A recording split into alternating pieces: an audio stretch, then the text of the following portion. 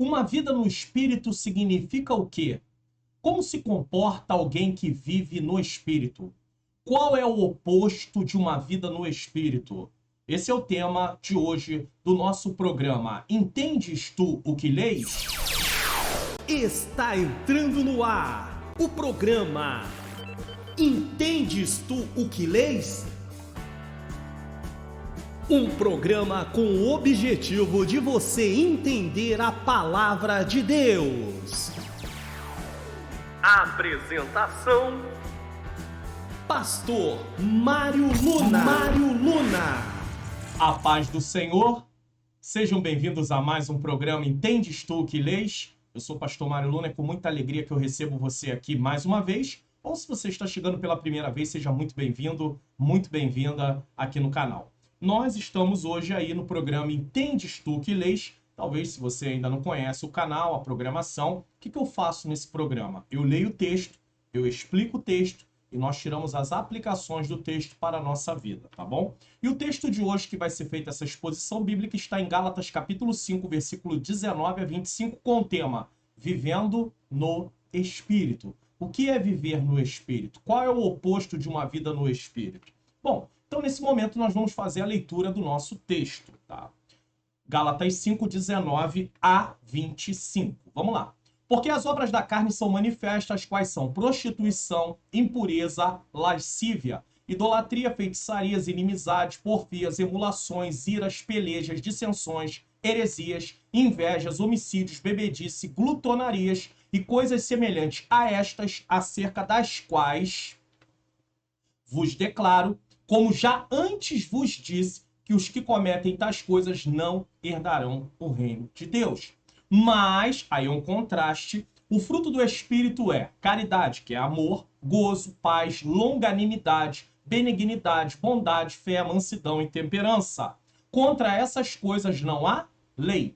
E os que são de Cristo crucificaram a carne com suas paixões e concupiscências. Se vivemos no Espírito, andemos também no Espírito. Então, nesse momento, nós vamos fazer uma oração para darmos continuidade à nossa exposição bíblica. Senhor, nosso Deus e Pai, Pai amado e Pai querido, em nome do Teu Filho amado Jesus Cristo, eu quero te render graças por mais essa oportunidade de estar aqui no programa Entendes tu o que leis? Senhor, eu te peço perdão dos meus pecados, erros, faltas e falhas. Eu peço a tua iluminação, a iluminação do teu Espírito Santo, para que eu possa ensinar as verdades de acordo com o que realmente está na tua palavra. Ilumina a mente também daqueles que estão assistindo, para que eles possam compreender a tua palavra e juntos possamos colocar em prática. Eu te peço por cada vida, pela vida de cada inscrito do canal, pela vida dos membros, aqueles, Senhor, que apoiam o ministério de ensino, pela vida das suas famílias, Senhor, a vida desse marido, dessa esposa, desses filhos. Eu te peço paz neste lar, harmonia, que haja entendimento entre o marido com a esposa, com os pais com os filhos com os pais. Se precisa de alguma coisa, Senhor, o Senhor tem poder de ajudar. Pai querido, talvez uma enfermidade, o Senhor tem poder de curar, talvez um problema de ordem financeira, o Senhor pode abrir portas de emprego. Ó Deus querido, Pai amado, quantas famílias aí desempregadas, o chefe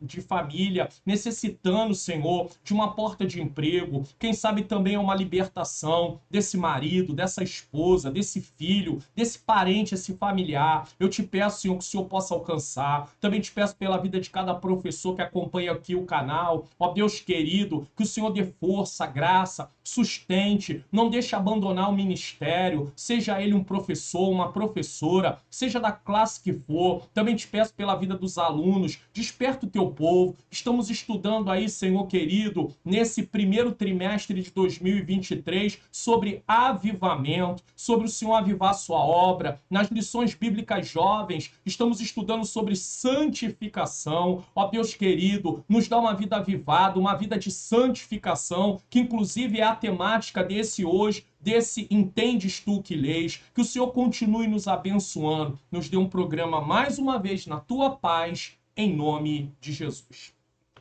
Bom, eu quero deixar uma recomendação de vídeo, tá bom?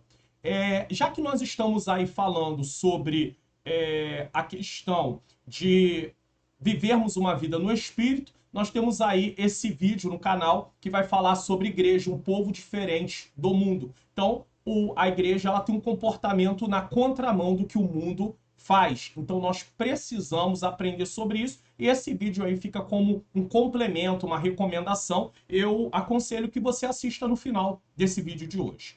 Vamos para a nossa introdução.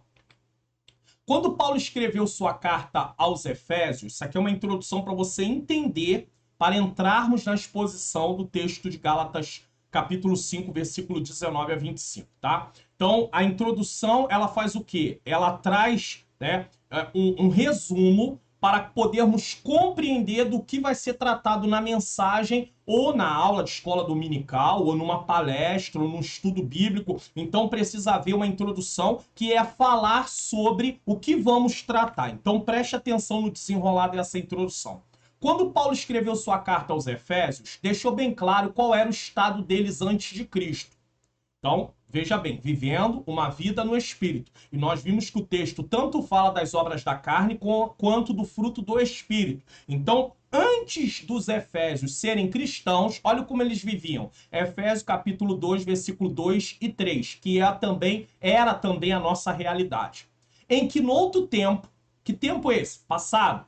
Andaste, andar aqui é viver, é prática de vida. Não é o andar do caminhar, né? De estar andando, caminhando. Não é esse andar. É o andar de viver, tá? De praticar. Então, em que no outro tempo andaste segundo o curso deste mundo? O que é andar segundo o curso desse mundo? É praticar o que o mundo pratica. E quando fala de mundo, estamos falando da conduta das pessoas que não têm Cristo. É nesse sentido. E um mundo que o sistema é dominado pelo inimigo. Não é que o mundo é do inimigo, a criação é do inimigo, mas o sistema é maligno. É ele que conduz, né, trazendo coisas para distanciar as pessoas de Deus. Tá? Então, que no outro tempo andaste segundo o curso deste mundo, segundo o príncipe das potestades do ar. Quem é o príncipe das potestades do ar? Satanás.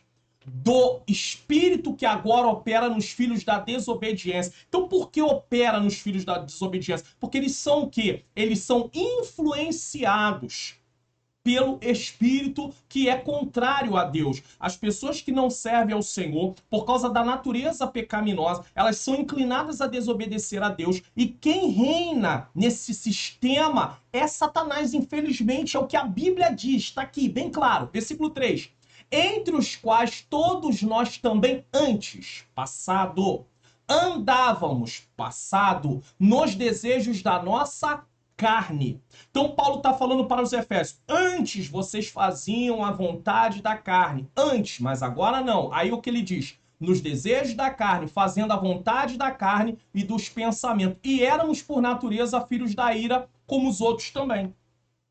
Paulo está deixando bem claro o seguinte: quem está sem Cristo faz a vontade da carne, obedece à vontade da carne, vive de acordo com a vontade da carne. E isso faz com que ele seja inimigo de Deus. Então eles estão debaixo da ira de Deus. O ser humano, quando nasce, ele já nasce culpado no tribunal de Deus por causa da sua natureza pecaminosa que vem desde Adão. Então Paulo está dizendo como os Efésios eram antes de Cristo. Não agora, em Cristo eles não são mais isso, mas antes de Cristo, essa era a condição dos Efésios e essa também era a nossa condição. Entenda isso aqui, é importante dizer, tá? É importante salientar isso aqui. Vamos lá.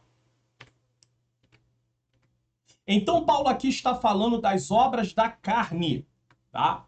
Sem descrevê-las, como veremos no texto que faremos a exposição bíblica de hoje. Então Paulo, na carta aos Efésios, ele está falando justamente dessas obras. Só que ele não descreve, ele fala apenas que essas pessoas andavam nessa vida, né?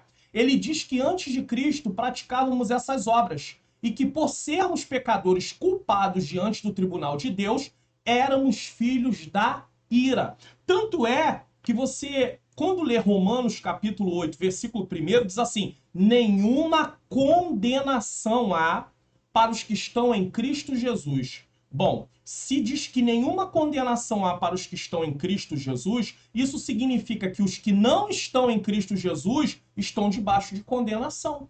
Então, essa condenação é justamente por causa da ira de Deus que se manifestou por causa do pecado e se manifesta por causa do pecado.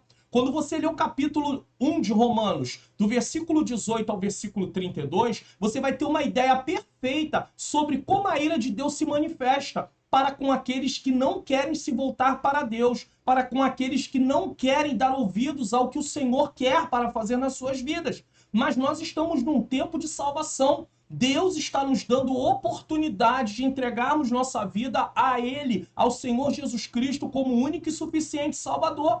Mas, se nós não atentarmos para a salvação que está sendo nos oferecida, haverá um tempo que essa salvação não estará mais disponível. E aí haverá condenação eterna para tais pessoas. Ele diz que antes de Cristo praticarmos essas obras e por sermos pecadores culpados diante do tribunal de Deus, éramos filhos da ira. Éramos, passado, tá? Porém, Paulo também fala do que acontece com aqueles que estão em Cristo e como deve ser a sua conduta. Olha o versículo 1 do capítulo 2 de Efésios. Ele vos deu vida. Isso aqui fala de uma nova natureza. Essa nova natureza nos dá uma nova posição diante de Deus. Nós saímos do estado de culpado para o estado de perdoado, passamos a ser filho de Deus. É isso que significa. Ele vos deu vida. Estando vós, estávamos mortos nos vossos delitos e pecados. Então, a vida que recebemos, ela é por causa do que Jesus fez na cruz. Nós não temos vida de nós mesmos. Ninguém gera vida em si mesmo. Ninguém produz salvação. Quem nos deu salvação foi o próprio Deus, através do seu Filho Jesus Cristo. Então, o ser humano, ele pode ter até boas intenções, fazer coisas que ajude as pessoas, que promova também o bem-estar da criação. Mas se ele não aceitar Jesus, ele continua morto espiritualmente. É isso que esse texto diz. E uma pessoa morta espiritualmente, ela está debaixo de condenação. Por quê? Porque falta comunhão com Deus. Falta comunhão com Deus. Ele está em inimizade com Deus. Ah, não, pastor, eu não aceito isso. Eu não concordo com isso. Tá bom, então deixa eu mostrar uma coisa para você aqui. Romanos, capítulo de número 5, versículo de número 1. Olha o que diz aqui esse texto para que você entenda. Olha o que diz aqui, ó. Sendo, pois, justificados pela fé.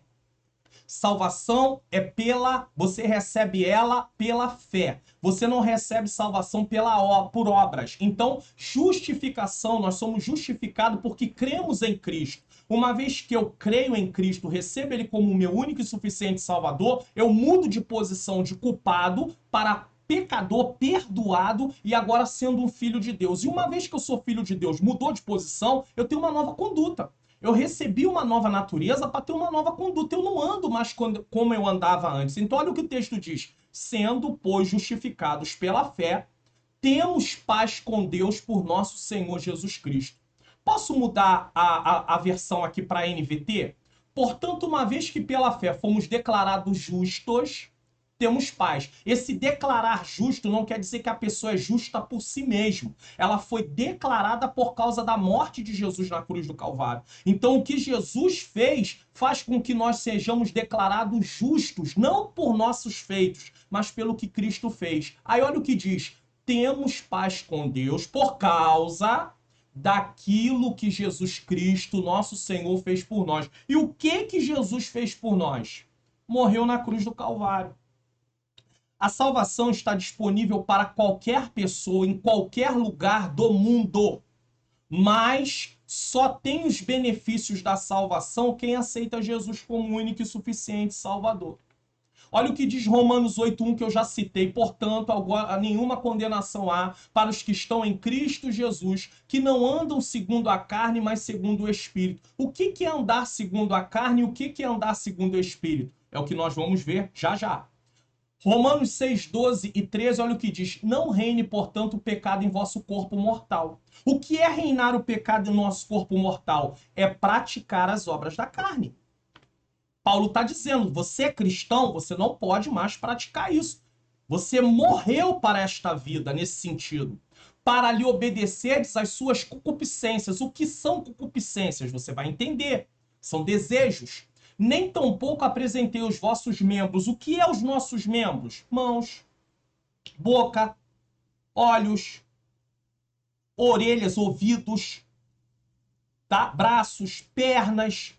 Todos os membros, envolve tudo. Então ele está dizendo, nem tampouco apresentei os vossos membros ao pecado por instrumento de iniquidade, mas apresentai-vos a Deus como vivos dentre os mortos. Por que vivo dentre os mortos? Porque as pessoas que não têm Cristo, como nós também, antes de Jesus, estávamos mortos espiritualmente.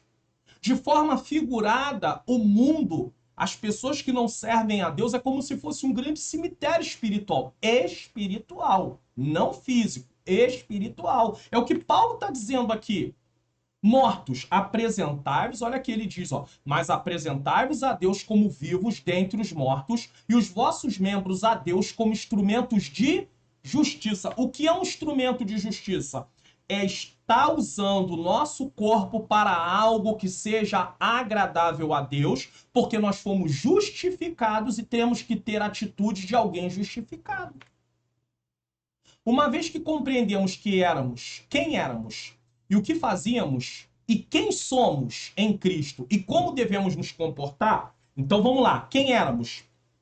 Pecadores, condenados, mortos, tá? Praticávamos tudo aquilo que desagradava a Deus. E quem somos em Cristo? Uma nova criatura, filho de Deus, não somos mais culpados diante do tribunal de Deus. E como devemos nos comportar? Praticando obras agradáveis a Deus. Fica mais claro o entendimento do que trata o tema, vivendo no Espírito. Então essa é a introdução. Foi feita aqui uma introdução para você ver como vamos caminhar durante a mensagem. O que são as obras da carne? A gente ouve falar de obras da carne, talvez você pense assim, mas o que é obra da carne? O que é carne? Então vamos lá. O que são as obras da carne? Porque as obras da carne são manifestas, quais são? Prostituição, impureza e lascívia. O apóstolo Paulo identificou dois grandes perigos que atacavam as igrejas da Galácia. Galácia era um local, uma localidade naquela época. O primeiro era passar da liberdade para a escravidão. Ou seja, lá naquele tempo havia um problema. As pessoas tinham aceitado Jesus, receberam salvação pela fé, mas havia um grupo que queria impor sobre eles outras coisas para que eles viessem seguir a lei de Moisés no sentido de receber salvação por causa do que estavam fazendo. A salvação não vem por causa do que fazemos, e sim por causa do que Cristo fez. Primeiro nós nos tornamos salvos em Cristo Jesus, depois nós praticamos obras que agradam a Deus. Você não pratica primeiro obras que agradam a Deus para depois receber salvação. Primeiro você recebe salvação e depois você pratica as obras de um salvo. Só que eles lá estavam condicionando a salvação àquilo que as pessoas iriam fazer. Ou seja, eles estavam pregando uma salvação que você recebia pelo que você fazia e não pelo que Cristo fez. E o segundo problema que tinha implica em transformar a liberdade em licenciosidade. O que significa isso? Já que eu estou em Cristo, eu tenho a liberdade em Cristo, eu posso fazer o que eu quiser. Então vive uma vida no pecado. É isso que o Evangelho propõe? Não. O Evangelho não propõe isso. Eu não posso fazer o que eu quiser, porque agora eu sirvo a Cristo. E Cristo é o meu modelo. Então eu não posso. Se Cristo não pecou, não viveu uma vida no pecado, por que eu vou viver uma vida no pecado? Mas Cristo era o Filho de Deus. Tá bom. Nós não somos filho de Deus nesse sentido, mas nós somos filhos de Deus por adoção. Recebemos o Senhor Jesus Cristo e somos filhos de Deus por adoção. Não somos impecáveis no sentido de não pecar. Cristo não pecou, mas ele nos deu exemplo de uma vida humana de obediência a Deus. E é isso que nós precisamos também ter. Como é que eu consigo ter uma vida de obediência a Deus, uma vida humana de obediência a Deus? Através de viver no Espírito. Então, apesar da liberdade, não pode haver prática das obras da carne na vida do cristão. Pois quem pratica tais coisas não herdarão o reino de Deus. As obras da carne são desejos, são inclinações para coisas que desagradam a Deus. Tudo isso por causa da nossa natureza pecaminosa, que ela é tendente a nos arrastar para fazer coisas que desagradam a Deus. As obras da carne, o homem sem Deus, a mulher sem Deus, ela não tem a lei de Cristo em sua vida. Então, ainda que ele saiba o que é certo, ainda que ele tenha uma noção do que é certo e do que é errado, a carne, ou seja, a natureza pecaminosa, acaba nos arrastando para fazer coisas que não deveríamos fazer. Agora, uma vez que eu estou em Cristo, eu recebo uma nova natureza. Então eu não tenho só a antiga natureza que está mortificada. Eu tenho uma nova natureza para ter comunhão com Deus. Porque agora o meu pecado foi perdoado, a minha culpa não existe mais. Ela foi transferida para Cristo na cruz do Calvário. Mas eu tenho que primeiro reconhecer isso para que o efeito da morte de Jesus venha se fazer presente na minha vida. Se eu não aceito Jesus, o efeito da morte de Jesus não faz presente na minha vida. Não adianta uma pessoa saber que um remédio é bom para determinada enfermidade. Ela pode até saber que o remédio é bom, ela pode até conhecer tudo sobre aquele remédio, mas se ela não fizer uso do remédio, ela nunca vai ficar curada. E é isso que acontece com muita gente. As pessoas falam de Deus, dizem que acreditam em Deus, dizem que acreditam em Jesus Cristo, dizem que sabem que Ele é Filho de Deus, mas não reconhecem Ele como Senhor e Salvador da sua vida para viver de acordo com a vontade dEle. Então o efeito do que Cristo fez na cruz não vai ser presente na vida dessa pessoa. Porque ela tem que se submeter. Isso aqui Deus exige. Ele não negocia isso. Deus é soberano, Ele não negocia. Ou o ser humano se submete à vontade de Deus, ou ele está fora do plano de salvação. Deus é Deus, Ele não depende de mim nem de você. Ele existe independente da sua criação. Se Deus quiser, Ele pode terminar com tudo. Ele não depende de nada disso. Tudo isso é prova do seu amor, operando através da sua graça, favor imerecido. O ser humano não merece. Ainda que alguém diga, não, eu mereço porque eu sou bom. Ele é bom nos seus olhos, mas para Deus ninguém é bom. O padrão de bondade humana está longe da perfeição divina. Então, quando nós podemos ter relacionamento com Deus, é por causa de Jesus. Jesus é o nosso substituto. Eu só consigo me relacionar com Deus por causa de Jesus. Se não fosse Jesus, eu não tinha como me relacionar com Deus. É só lermos o Antigo Testamento. Quantas restrições os seres humanos tinham naquele tempo. Não podiam fazer vários tipos de coisas. Existem coisas que nos dias de hoje são feitas por causa do tempo da graça, que no tempo da lei, no tempo ainda que Cristo ainda não tinha vindo, se fizessem, morriam. Lembra da história de Sodoma e Gomorra? Não tinha nem vindo aí do tempo da lei de Moisés. Deus destrói as duas cidades, todos os moradores daquelas duas cidades, por causa dos seus grandes pecados. Será que estamos muito diferentes de Sodoma e Gomorra? Coisas terríveis estão acontecendo na atualidade, mas Deus está tendo longanimidade, paciência. Só que o tempo dos juízos vai chegar. Então nós temos que nos voltar para Deus. Então vamos falar das obras, descrever as obras da carne aqui. Prostituição. Ela não é um demônio, como muitos crentes acreditam e até ensinam. Pastor, a prostituição não é um demônio? Segundo Paulo e segundo a Bíblia, não. Segundo Paulo, inspirado por Deus, é uma obra da carne, é algo que surge de dentro de nós. Ó, ela não é um demônio, como muitos crentes acreditam e até ensinam.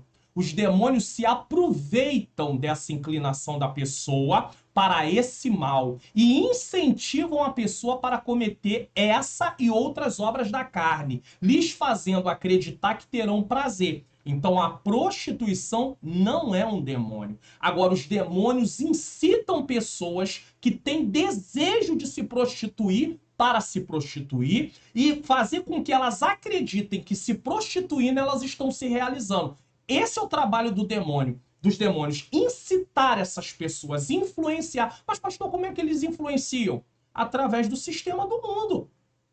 Através da forma que as pessoas se vestem, se comportam, através da fala das pessoas. Então, aquilo vai despertando desejo para que aquela pessoa venha se prostituir. Uma outra coisa que nós vamos aprender aqui é o seguinte, ó. Então a prostituição é o resultado de um desejo da nossa natureza inclinada para o mal, que chama-se natureza pecaminosa. É um pecado cometido no corpo que não envolve só sexo por dinheiro. seja quem se oferece e quem paga. Porque tem muito essa ideia, não, prostituição tem a ver com quem está lá num ponto se vendendo. Para alguém lá, contrata o serviço, leva a pessoa para um determinado lugar, pratica o ato sexual, isso é prostituição. Errado. Isso também é prostituição, mas prostituição também envolve atos sexuais com pessoas que não são nosso cônjuge. Isso também é prostituição na Bíblia. Então, independente do sexo ter sido pago ou não pago, é prostituição. É seu marido? Se não é seu marido, se não é sua esposa, e se tem esse ato, tem com um, daqui a pouco tem com outro, passou mais 2, 3, 5 anos, tem com outro e vai tendo, e não são pessoas que são casadas, isso é prostituição. E dentro da prostituição aí vem desenrolando. Se é de solteiro com solteiro, chama-se fornicação. Se é de solteiro, se é de casado com casado, é adultério. Se é solteiro com casado, tá dentro também da mesma condição, continua sendo adultério e fornicação ao mesmo tempo. Enfim, mas no fundo, continua sendo prostituição. E aí? Isso é uma coisa que Deus quer para os seus filhos? Não. Isso aqui é obra da carne. Isso aqui se manifesta no meio daqueles que não servem ao Senhor, mas dos que servem ao Senhor não pode haver isso na vida dos cristãos. Impureza. O que é impureza? Essa impureza inclui a impureza dos atos, das palavras, pensamentos e intenção do coração. Existem pessoas que não vão pode até não cometer, mas só Deus sabe o que ela pensa na cabeça. Jesus disse que quando um homem olha para uma mulher, desejando essa mulher, ele já adulterou com ela no seu coração. Uma pessoa pode cometer adultério no pensamento. Pensando como seria se estivesse deitado ou deitada com aquela pessoa. Então ele está cometendo adultério no pensamento. Principalmente é adultério por quê? Se aquela pessoa for casada. É um ato de prostituição, é isso que eu quero que você entenda biblicamente. Tá? Então, a impureza se manifesta não só pelos atos, mas pelas palavras, pelos pensamentos e também pela intenção do coração. Pessoas nem sabem o que está se passando dentro da outra, mas ela está pensando. Lascívia ou libertinagem. O que é isso? Pessoas que praticam libertinagem assustam muitas vezes até pessoas não cristãs. É um nível altíssimo dos pecados sexuais contra o corpo. Indica amor ao pecado tão despreocupado e tão audacioso que a pessoa deixa de se preocupar com o que Deus ou os homens pensam de suas ações. Existem clubes aí que as pessoas se reúnem, clubes, aonde tem lá músicas, clubes mesmo. E aí vai encontrar lá e tem gente lá praticando o ato sexual na frente de todo mundo. Isso é lascívia. Isso é libertinagem, biblicamente falando. Ninguém se preocupa. Eu não estou falando aqui propriamente dito de casa, como é chamado casa de swing, aonde a troca de casais, o casal vai para lá, o marido com a esposa, e aí a esposa dele vai ter lá relação com outro homem, e ele vai ter relação com... Não estou falando só disso, não. Eu estou falando de clube mesmo, de bailes, em determinados lugares, aonde há ato sexual lá na frente de todo mundo. E ninguém se preocupa. Eu me lembro que eu morei num lugar aonde havia um sítio, tá, naquela localidade, e nessa localidade que havia um sítio, quem comprou fez vários chalés, e tinha uma piscina principal. E me contaram que o proprietário desse lugar naquela época, isso já tem mais de 20 anos atrás, o proprietário às vezes fazia festas, e final de semana, às vezes eles iam para a piscina, e havia ato sexual dele com mulheres e todo mundo assistindo. Isso é libertinagem. Isso é lascívia. A lascívia também ela se manifesta através, sabe do quê? Da forma de se vestir. Há pessoas que se vestem e não se preocupam. O seu corpo está aparecendo partes que não deveriam aparecer. Promovendo sensualidade. Agora imagine isso no meio do povo de Deus. Biblicamente falando, o modelo da roupa é costume. Mas existem igrejas que têm seus costumes e se você congrega nela, você tem que respeitar. Se você acha que aquilo não deveria, então você não vai poder estar ali. Aí é uma coisa sua com Deus, né? Agora, tem parte que é doutrina. O que é doutrina? Cobrir o corpo é doutrina e as formas. Se vestir com modéstia, com pudor, modéstia, é cobrir o corpo, ou seja, não deixar de fora o que não deve estar para promover sensualidade, e as formas, ou seja, não ser uma roupa arrochada que marque partes do corpo que não deveria estar marcando. Porque não adianta a roupa ser comprida e arrochada, certo? Ou então a roupa ser larga, mas ser curta. Precisa haver as duas coisas ao mesmo tempo.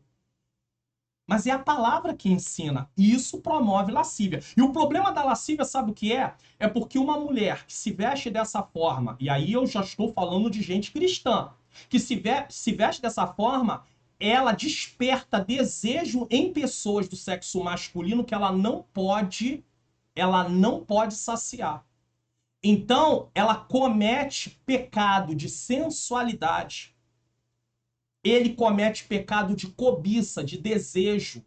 Então isso envolve tudo que desagrada a Deus. E Deus não se agrada dessas coisas. Deus não tem compromisso com essas coisas. E aqui vai até um pouquinho além. Vou mostrar uma outra coisa para vocês aqui. Vamos para a primeira carta de Coríntios? Isso não estava aqui dentro do preparo da exposição, mas eu vou mostrar uma coisa aqui, ó. Capítulo 7. Deixa eu ver qual versículo é aqui, que Paulo dá instrução para a esposa e para o marido sobre a vida deles a dois.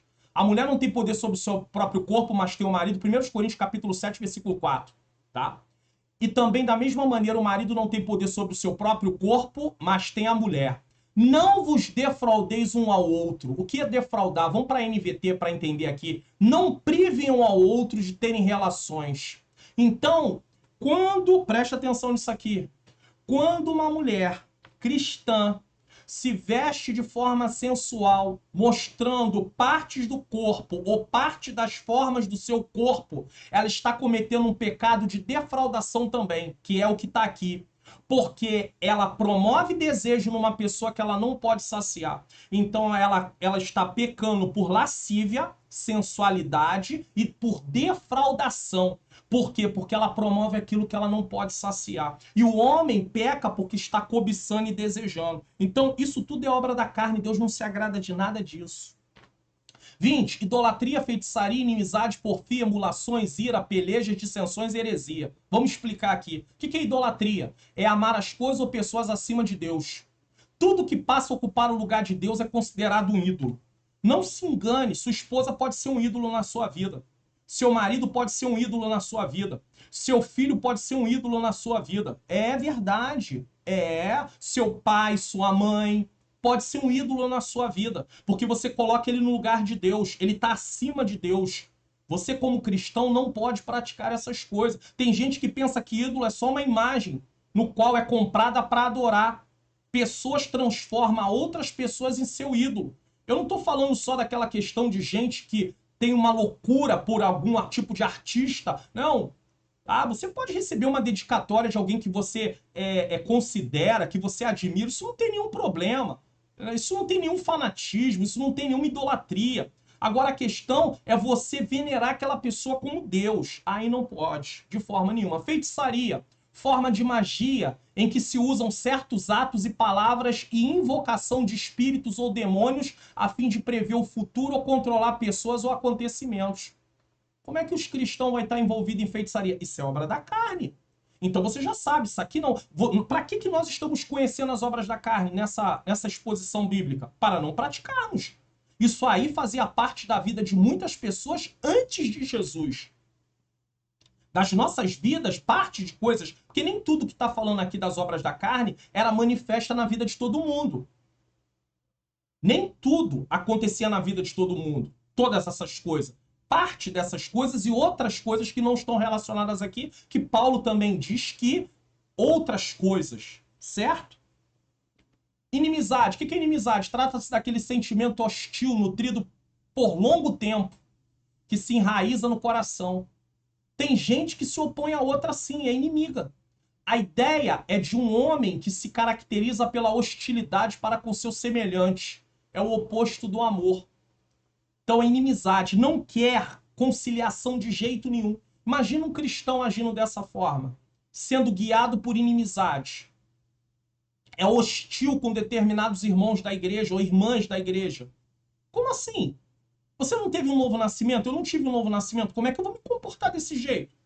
Ou será que nós estudamos a palavra de Deus apenas para conhecer e não para praticar? A ideia é conhecer e dizer, não, eu estou fazendo isso, meu Deus. Deixar o Espírito Santo te convencer. Porque pessoas que estudam a palavra, que ouvem a pregação, que vão para a escola bíblica dominical, mas que não deixam Deus trabalhar na sua vida, está com a sua mente cauterizada. E uma mente cauterizada é uma consciência morta, é uma consciência insensível. Quem tem mente cauterizada, quem tem um entendimento cegado, são as pessoas que não têm Cristo.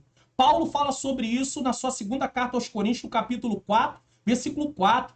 Um príncipe desse mundo cegou o entendimento dos incrédulos, para que não resplandeça a luz do evangelho. Colocou como se fosse vendas. Como é que nós, como cristãos, vamos ter vendas, achando que essas coisas são naturais, normais? Porfia, o que é porfia? Significa lutas, discórdia, contenda. Traz a ideia de alguém que luta contra a pessoa com a finalidade de conseguir alguma coisa, como posição, promoção, bens, honra, reconhecimento. É a rivalidade por recompensa. As pessoas no mundo fazem isso. Não importa quem elas vão prejudicar, o que importa é aonde elas vão chegar. É claro que nem todas as pessoas que não têm Cristo são dominadas por porfia. Manifesta essa obra da carne. É o que eu disse. São obras da carne, mas não quer dizer que todos que não têm Cristo vão ter tudo isso. Tem pessoas que não são cristãs que não são dominadas por porfias. Tem pessoas que não são cristãs que não são dominadas por prostituição. São dominadas por outras obras da carne, mas não por prostituição, não por lascívia às vezes, não por ira, não por porfia. Tá entendendo aqui? Isso aqui é importante. Mas isso não muda a questão da sua condição diante de Deus. Continua sendo culpado diante do tribunal de Deus. Precisa aceitar Jesus como único e suficiente Salvador. Emulações ou ciúmes consiste em desejar possuir algo que pertence a outro, podendo ser um bem material ou uma posição social. Ah, eu queria isso. Eu queria ser isso também. Por que nós vamos ter ciúme dos outros? Nós temos que nos ficar felizes com aquilo que nós temos. Mas existem pessoas que não ficam felizes. Então tem ciúme. Essa emoção envolve não apenas a insatisfação por não ter o objeto desejado, mas também a tristeza pelo fato da outra pessoa possuí-lo. A outra pessoa tem, ele não tem, ou ela não tem. Agora imagine um cristão dominado por esse tipo de sentimento, por esse tipo de atitude. Emulações, ciúmes. Como assim? Aí alguém é levado para ser líder de um departamento, tá com ciúme. Alguém é levado para o ministério, tá com ciúme. Alguém é separado para a mesa de oração, tá com ciúme. Por que não se dedica mais? Por que não se volta mais para Deus? Deixa Deus trabalhar. Se for o chamado que ele tem na sua vida, vai se cumprir. Tenha paciência. Tenha paciência. Iras. Trata-se de um temperamento violento e explosivo, presente em pessoas que estouram por qualquer motivo e manifestam destempero emocional. Tem gente que é iracundo, iracunda, perde a paciência à toa. Qualquer coisa irrita essas pessoas. E alguém vai dizer assim, ah, pastor, mas eu tenho um motivo. Não importa o seu motivo. O cristão não pode ser iracundo. Deus não quer saber do seu motivo, Deus quer saber da sua obediência. Deus não quis justificativa de Adão quando Adão pecou. Ah, mulher que tu me deste, me deu e eu comi. Ainda queria botar a culpa em Deus. O Adão quis botar a culpa em Deus do pecado que ele cometeu. Existem pessoas que, para justificar os seus erros, querem botar a culpa nos outros. Então, o culpado era Deus, porque deu para ele a mulher, e a culpada era a mulher que deu o fruto para ele comer. Aí a mulher disse que a serpente enganou ela também. Olha, eu sou vítima da serpente. Aí Deus trouxe punição para todo mundo. Por quê? Porque Deus é justo. Então não tem desculpa. Se nós somos cristãos, nós temos que vigiar. Eu não estou dizendo que não possa acontecer do cristão uma hora acabar perdendo a paciência. Eu não estou dizendo isso. Isso pode acontecer comigo ou com qualquer outra pessoa. Mas nós não podemos viver na prática. Pastor, o que é prática? Eu me iro hoje, daqui a pouco eu me iro de novo, na semana que vem estou irado de novo, mês que vem estou irado de novo. Cadê o Espírito Santo na minha vida? Cadê eu ser guiado pelo Espírito de Deus? que as obras da carne são opostas ao fruto do Espírito. Cadê o fruto do Espírito na minha vida? Domínio próprio, para eu não ficar mirando toda hora. Aí talvez alguém diga assim, pastor, mas é muito difícil. Sabe por que é difícil? Porque é uma luta. Mas nós conseguimos em Jesus Cristo. Só que para isso nós vamos precisar estudar a palavra de Deus, para praticar, precisamos passar tempo em oração com Deus e precisamos também jejuar.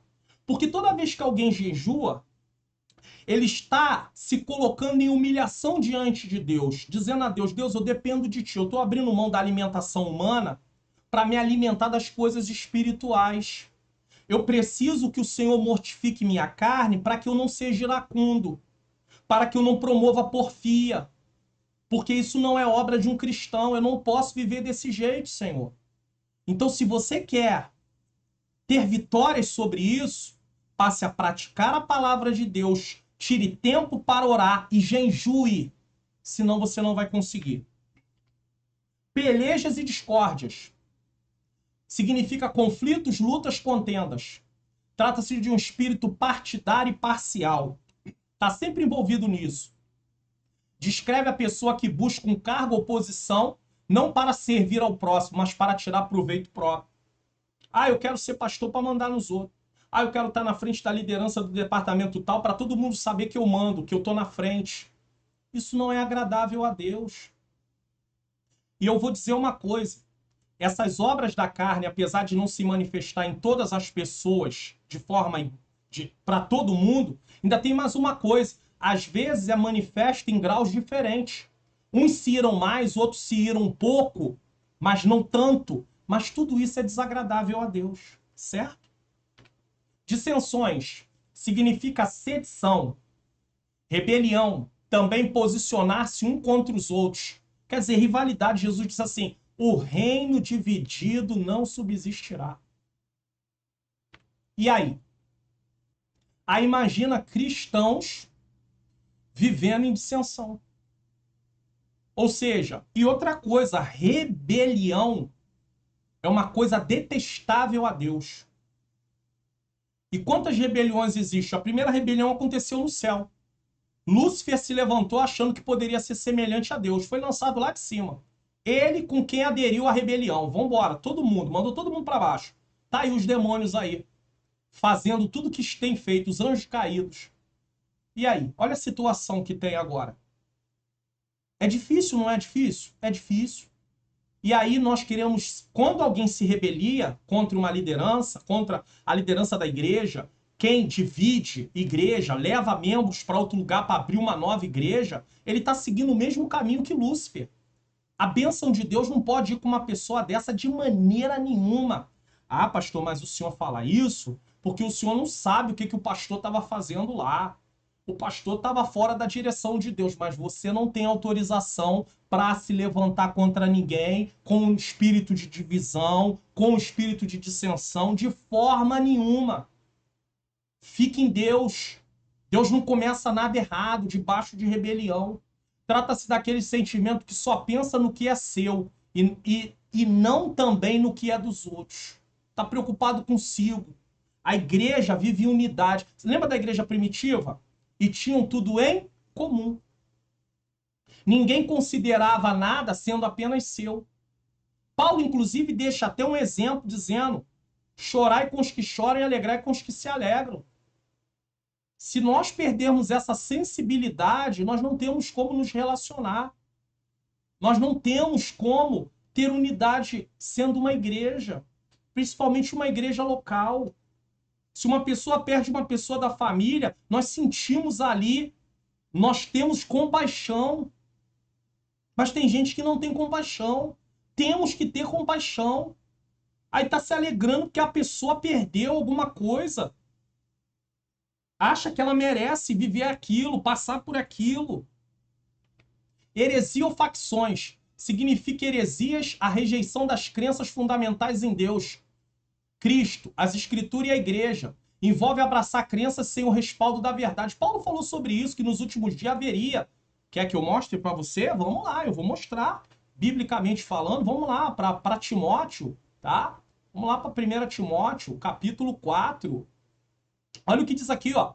O Espírito afirma claramente, vamos para Almeida Revista Corrigida, mas o Espírito expressamente diz que nos últimos tempos apostatarão algum da fé, dando ouvidos a espírito enganadores e a doutrina de demônios. Olha o que diz aqui, ó. Pela hipocrisia de homens que falam mentira, tendo cauterizado a sua própria consciência. Agora vamos para... Isso aqui é 1 Timóteo, capítulo 4, versículo 1 e 2. Agora vamos para 2 Timóteo, capítulo 4 também. Vamos lá. Mesma coisa. Só que agora, versículo 1. Conjuro-te, pois, diante de Deus e do Senhor Jesus Cristo, a qual há de julgar vivos e mortos na sua vinda e no seu reino, que pregue, dizendo para Timóteo, Paulo está falando, pregue a palavra este a tempo ou fora de tempo, redarguas, repreenda, exorte com toda a longanimidade de doutrina. Agora aqui que tá, ó. Porque virá tempo em que não sofrerão a sã doutrina, ou seja, não vão querer obedecer a palavra de Deus. E ele está falando para cristãos. Mas, ao contrário de ouvir a palavra de Deus, tendo comichão nos ouvidos, querendo ouvir outras coisas, tá? Amontoarão para si doutores conforme as suas próprias concupiscências. Sabe o que quer dizer isso? Vão procurar falsos mestres. Heresia e facção está dentro disso. É muito provável que Paulo tenha usado o termo como referência aos elementos divisores da igreja que desembocaram em grupos ou seitas. Acontece. Às vezes sai da igreja e vai montar uma seita. Ou um grupo paralelo que tem crenças totalmente opostas à Bíblia. Vamos lá. E tais grupos exclusivos, ou panelinhas, tem essa, fragmentaram a igreja. É mais que natural que esses grupos se considerassem certos em todos e todos os outros errados. E não é isso que acontece em alguns lugares? Nós somos os certos. Isso é heresia. Dentro de uma igreja local, tem às vezes um grupo que se acha melhor do que os outros. Bom, você deseja baixar o PDF dessa exposição bíblica para imprimir, você poder estudar, você poder pregar, ou você poder fazer um estudo? Preste atenção no aviso aí. Baixe os PDFs gratuitamente aqui do canal. Vá na descrição do vídeo, clique em mais, depois em mais novamente. Desça até o final da descrição. Clique no link Faça Download. Desça a página do meu site até embaixo e com certeza você vai encontrar aí os dois botões. Clique nos botões e faça download dos arquivos. É muito fácil, viu? Ou se você preferir, participe do Clube de Membros do canal do Pastor Mário Luna. Seja membro e baixe tudo em um único lugar. PDF dos resumos da EBD, PDFs dos slides da EBD e slides em PowerPoint da EBD. Clique no link na descrição do vídeo e assine como mostra aí o vídeo. Seja membro, semeie no meu ministério de ensino e ganhe todos esses benefícios. Então você tem duas formas aí. Uma gratuita, vídeo após vídeo, seja da EBD comentado online, as aulas da EBD, seja aqui do Entende Tu Que Lês ou de outra programação. Você vai lá na descrição e faz o que foi ensinado. Ou você vai na descrição e clica no Seja Membro, vai ser levado para uma página e você escolhe o plano que melhor se adequa à sua necessidade. Plano mensal, que foi aí R$15. Plano trimestral, semestral ou anual. No anual você tem aí quase R$60 de desconto, vai sair por R$10, simbolicamente. Se você pode, amém. Se não, pastor, não posso, então baixe gratuitamente hoje mesmo e a partir de agora, aí como foi ensinado. Não tem como errar, tá bom? E ore por mim que eu preciso muito. Vamos lá, versículo 21. Vamos continuar ainda com obras da carne. Você vai ver que as obras da carne são quase o dobro do que é o fruto do Espírito. E Paulo ainda diz coisas semelhantes a estas. Tem muito mais ainda em outros lugares aí da Bíblia. Inveja, homicídios, bebedice, glutonarias, aí olha aqui, ó, e coisas semelhantes a estas, acerca das quais vos declaro, como já antes vos disse, Paulo já tinha falado sobre isso com a igreja lá de Corinto, de Gálatas, desculpa, que os que cometem tais coisas não herdarão o reino de Deus. Então Paulo está fazendo um contraste de uma vida sem Deus com uma vida com Deus. Uma vida sem Deus, pratica a obra da carne. Uma vida com Deus, tem o fruto do Espírito sendo gerado na sua vida. Agora, como é que um cristão que recebeu uma nova natureza continua ainda praticando obras da carne? Eu disse, pode até acontecer de um cristão ter um delito e praticar, no sentido, cometer alguma coisa. Agora, a prática é repetição, é viver fazendo aquilo. Inveja vai muito além de ciúme, pois deseja o que é do outro, se entristece pelo que o outro tem e deseja que as pessoas percam o que tem para ela se alegrar. Isso aqui é uma coisa terrível. Agora imagine um cristão sendo dominado por uma obra dessa, tendo uma atitude dessa. Você entendeu aqui? Olha só, ele se entristece pelo que o outro tem, deseja que as pessoas percam para que ela venha se alegrar. Ela deseja o que é do outro, se entristece pelo que o outro tem e deseja que o outro perca o que tem para se alegrar. Isso é um sentimento terrível. Isso é como câncer. É pior do que câncer. Mas o Senhor é bom e a sua misericórdia dura para sempre. Então o cristão ele não pode ter inveja. A Bíblia... Agora alguém diz assim, pastor, é por isso que às vezes eu prefiro até nem contar determinadas coisas. Deixa eu falar uma coisa para você. Se o que você vai contar, você tem pessoas à sua volta que vão te desmotivar, que vão falar para poder colocar você para baixo, fazer você acreditar que aquilo que você está planejando, você não vai conseguir, aí você realmente deve guardar isso para você.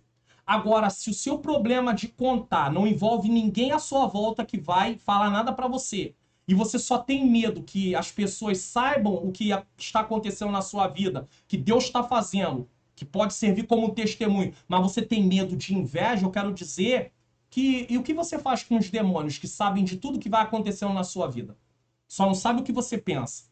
Eles não seriam os que mais promoveriam um ataque de oposição contra você? Então você deixar de contar um testemunho porque está com medo de inveja, mas os demônios sabem do que você já tem, que você conseguiu. Então é meio incoerente essa fala. Não, eu não falo porque as pessoas vão ficar com inveja. E os demônios? Esqueceu deles? Eles são os opositores número 1. Estão aí para poder lutar, se oporem mesmo. A Bíblia manda chorar com os que choram e alegrar com os que se alegram.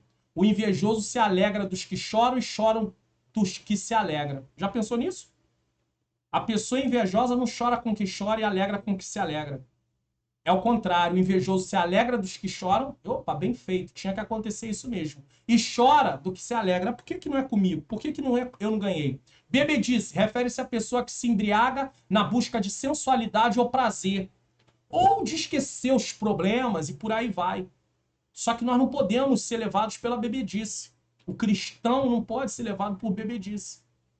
Glutonaria ou farras. Durante muito tempo, eu sou de um tempo que quando se falava em glutonaria, sempre se pensava em comer um pouco a mais. Presta atenção, comer um pouco a mais vai fazer mal para a sua saúde, mas não é pecado. Não é pecado. Entenda isso. Não tá, pastor, glutonaria não é comer um pouco a mais? Eu também aprendi isso lá atrás.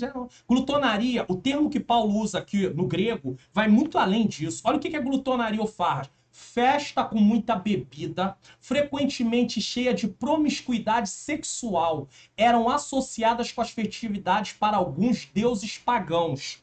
Os banquetes em honra a Baco, quem era Baco? Deus do vinho, eram particularmente infames pela sua imoralidade.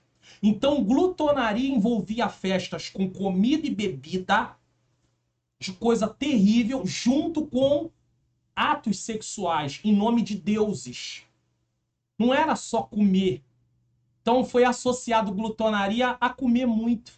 Ah, então isso é pecado. Alguém vai para o inferno porque comeu muito. Como assim, irmão? Vai muito mais do que isso. Não é o comer que vai ser pecado. O problema aqui em glutonaria, o termo usado aqui tem a ver com promiscuidade sexual.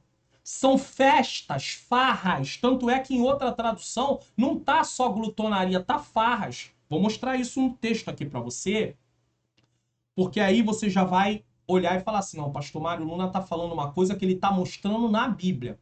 Que é muito comum, né? A gente fala e a pessoa fala assim, não é isso não, né? Não, então vamos lá, vamos para a Bíblia, tá? Deixa eu mostrar aqui para você, vamos lá. Ó, tá vendo aqui, ó, lá em cima eu mostrando, ó, Almeida Revista Corrigida. Realmente está escrito glutonaria. Vamos para Almeida Revista Atualizada. Realmente continua a glutonaria. Vamos para a NVI. Ó, vamos lá. Inveja, embriaguez. Aqui, ó, orgias. Mudou. Não é mais glutonaria. Então não é comida só. Não é comer demais. Pelo amor de Deus. Em nome de Jesus. Por isso que comparar versões é maravilhoso. Vamos lá. King James atualizada, tá? Vamos lá. Inveja, embriaguez, orgias. Ótimo. Vamos para nova tradução na linguagem de hoje. As invejas, bebedeiras e farras. Então, mais uma vez aí, farras no lugar de glutonaria. Não é apenas comida em excesso. Comida em excesso vai fazer você passar mal fisicamente, mas não é pecado. A não ser que você come em excesso para tentar se matar. Mesmo assim, é uma coisa assim bem absurda, né? Então eu nem vou entrar nisso porque não tem nem condição de entrar nisso. Vamos voltar aqui que eu quero só ver na NVT para terminarmos aqui a nossa comparação. NVT, festanças desregradas. Então, eu vou te deixar um conselho. Quando você lê um termo na Bíblia que seja controverso, que fica essa história, porque é isso, porque é aquilo, eu vou te deixar o seguinte conselho: compare em outra versão, tá? Glutonaria não é só comer demais, tá muito além de comer demais. Comer demais não faz bem para a saúde, pode fazer com que você ganhe uns quilos a mais e tudo mais, mas pecado em si não é. Não é uma coisa que vai levar ninguém para o inferno. Agora vai comer demais, vai passar mal, vai ter problema. Só que nós fomos ensinados. Provei para vocês em outras versões que o termo no grego não é comer demais. É farras, é festanças que envolve bebida, comida e muita atividade sexual que não é permitida por Deus. Há outras listas de pecados semelhantes a essa nos escritos de Paulo. Foi Paulo não disse? E coisa semelhante a essa? Olha quantas referências bíblicas aí. Romanos 1, depois leia, versículo 18 a 32. 1 Coríntios 5, 9 a 11, 6, 9, 2 Coríntios 12, 20, 21, Efésios 4, 19, Efésios 5, 3 a 5, Colossenses 3, 5 a 9, 1 Tessalonicenses 2, 3, 4, 3 a 7, 1 Timóteo 1, 9, 10, 6, 4, 5, 2 Timóteo 3, 2 a 5, Tito 3, 3, 9, 10. Tá aí, ó. Pode ler tudo, por favor, leia tudo. Você vai ver. Vamos lá. Essas listas, embora extensa, não é exaustiva. Não está acabando. Mesmo que tenha várias aqui, ainda não é tudo. Pois não esgota todas as obras da carne, uma vez que Paulo conclui dizendo coisas semelhantes a estas. Gálatas 5, 21. Paulo deixa claro que os que vivem na liberdade do Espírito não podem de forma alguma praticar tais obras, já que aquele que a praticam são pessoas que não herdarão o reino de Deus. Em outras palavras, são todos os que rejeitaram a Cristo, não o recebendo como Senhor e Salvador. Como é que um cristão pode ser dominado pelas obras da carne ou por obras da carne? De forma nenhuma. Paulo não está falando de um ato pecaminoso, mas sim de um hábito de pecar. Facção, ira, inveja, dissensão. Isso é prática, tá entendendo? Aqueles que praticam o pecado não herdarão o reino de Deus. Aqueles que vivem na prática do pecado e não se deleitam na santidade, nem mesmo encontrariam um ambiente no céu. Então, aqueles que vivem na prática do pecado e não se deleitam na santidade, nem mesmo encontrariam um ambiente no céu. Por quê? Porque não herdarão o reino de Deus. Fruto do Espírito. Agora nós falamos de como vivem as pessoas sem Cristo, inclinadas para os seus próprios desejos. Mostramos que um cristão não pode ser inclinado para esses desejos porque ele tem uma nova natureza. Então, como vive esse cristão que tem uma nova natureza? Ele não pratica essas coisas, mas ele vive aqui, ó, o fruto do Espírito. Mas o fruto do Espírito é a caridade, gozo, paz, longanimidade, benignidade, bondade, fé, mansidão e temperança. Vamos lá? Agora, para os que são guiados pelo Espírito, ele mesmo produzirá na vida do cristão seu fruto. A carne representa o que somos por nascimento natural. O espírito e carne não é corpo, é a natureza pecaminosa. Eu já falei, quem acompanha o canal já ouviu falar. A carne não é o corpo, vai ter textos na Bíblia que a palavra carne pode estar relacionada ao corpo. Mas nesse texto aqui, carne não é corpo, é a natureza que está envolvendo a questão da nossa alma, tá? A natureza pecaminosa. E a alma e o espírito humano, não é o espírito de Deus não. A alma e o espírito humano estão interligados. Corpo, alma e espírito, tá? Eu falo sobre isso aí nas aulas do primeiro trimestre de 2023, lições bíblicas jovens, que tratou sobre santidade. Se você for estudando as lições, você vai ver que eu vou falar sobre isso. Então, o corpo, ele nem é bom nem é mal, depende de como você usa ele. O corpo. Agora, nós temos a natureza pecaminosa que tem a ver com a questão da nossa alma. Aí sim, tá? A carne representa o que somos por natureza natural. E o espírito, o que nos tornamos pelo novo nascimento. O nascimento do espírito. Por isso, o fruto do espírito é algo imprescindível na vida do cristão. Porque uma vez que ele ainda tem a natureza pecaminosa, ainda que ela esteja mortificada, precisa ser gerado nele o fruto do espírito. Por quê? Porque se o fruto do espírito não for gerado, a natureza pecaminosa, mesmo não estando mais no comando da vida desse cristão, ela começa a influenciar ele. E vira e mexe, ele está fazendo um monte de coisa que não deve. E daqui a pouco ele está dominado por aquilo. Amor, que é caridade em outra versão, no original é ágape. É o interesse e a busca pelo bem maior de outra pessoa sem nada querer em troca. Ele, esse fruto, esse gomo do fruto, a gente chama de gomo, porque nós comparamos como uma tangerina, tem uns que vão comparar como uma laranja. Então é o gomo, tá? É um fruto com vários gomos que nós consideramos como virtude. O amor é a virtude principal, tá? Então, ele é a base para todas as outras virtudes. Aí tem as referências bíblicas. Então presta bem atenção, o amor ágape é desinteresseiro. Todo cristão precisa ter o amor de Deus na sua vida, esse fruto. Caso contrário, a virtude do fruto do Espírito, o amor, precisa ter toda a virtude, mas o amor que encabeça isso. Por quê? Porque senão ele vai fazer coisas para os outros com interesse. Imagine a falta do amor ágape na vida do cristão dentro do casamento. Tem o amor de homem para com mulher, mas tem que ter o amor ágape. Pastor, então o senhor está dizendo que existem vários tipos de amor? Não, eu não estou dizendo que existem vários tipos de amor. Eu estou dizendo que existe o amor que se manifesta de várias formas. O amor de Deus é o ágape, certo?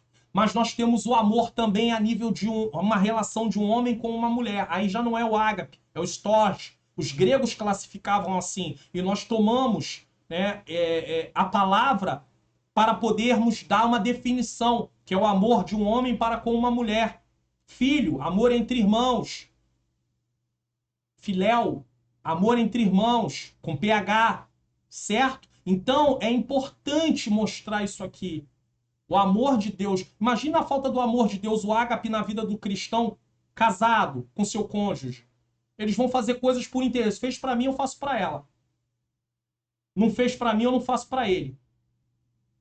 E aí? Amor, gozo, que é alegria, é chara no original. É a sensação de alegria baseada no amor, na graça, nas bênçãos.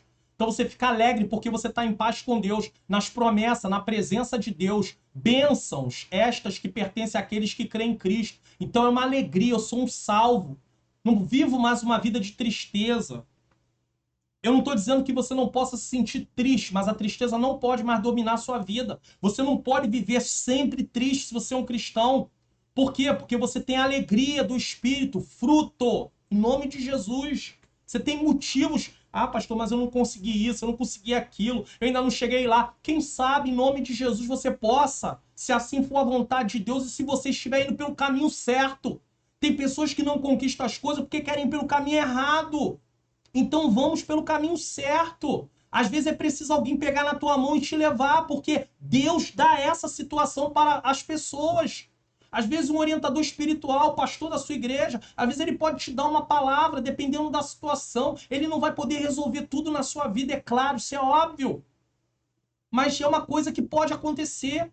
Então, às vezes, a pessoa está triste porque não está conseguindo, mas às vezes, se ela se empenhar, se ela ouvir bons conselhos, imagine Naamã chegou lá, o profeta disse para ele, olha só, porque é difícil, né, ouvir o que você tem que fazer. Eliseu disse para Naamã o que ele tinha que fazer. Naamã era uma autoridade e eu vou fazer o que o profeta mandou? Nada. Ele disse, os rios lá na minha terra são melhor do que essa água imunda aí do Jordão. Em outras palavras, foi isso que ele quis dizer. Aí ele tinha bons conselheiros. Meu senhor, se o profeta dissesse para você fazer uma coisa difícil, o senhor não faria? Quanto mais se mergulhar 7 vezes nesse rio, aí Naamã obedece. Ele não teve que ser orientado, não teve que ser dirigido. Ele foi dirigido pelos seus próprios servos.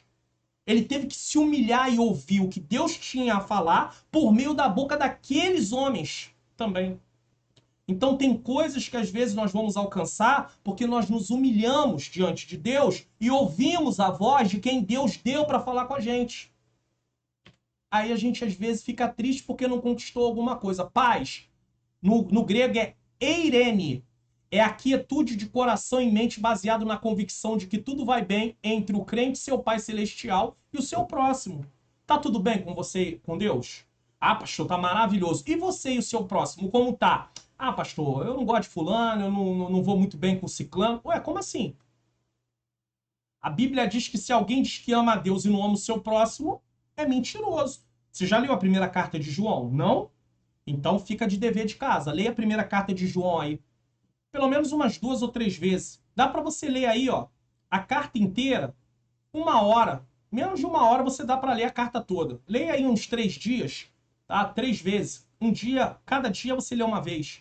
Você vai ver o que o texto diz. Se puder ler na NVT ainda vai ser melhor ainda. É só baixar um aplicativo do celular e ler. Vai ser melhor ainda. Você vai ver a clareza. Pastor, não tem um aplicativo. Então bota lá no Google, lá no seu telefone, bota lá. Versão online NVT e lê lá, primeira carta de João lá. Com certeza você vai ficar maravilhado. Longanimidade é macrotumia. O que é isso? Perseverança, paciência. Ser tardio em irar-se ou para o desespero. Aqui está falando de uma pessoa em relação a outras pessoas. Então, e também em relação à sua própria vida, ser perseverante, paciente, ser tardio para se irar, ou ao desespero. Tem pessoas que não têm essa paciência. E aí ele espera alguma coisa acontecer e não está acontecendo. Ele perde o controle e está dominado pela ansiedade. Porque falta macrotumia na vida desse crente, desse cristão.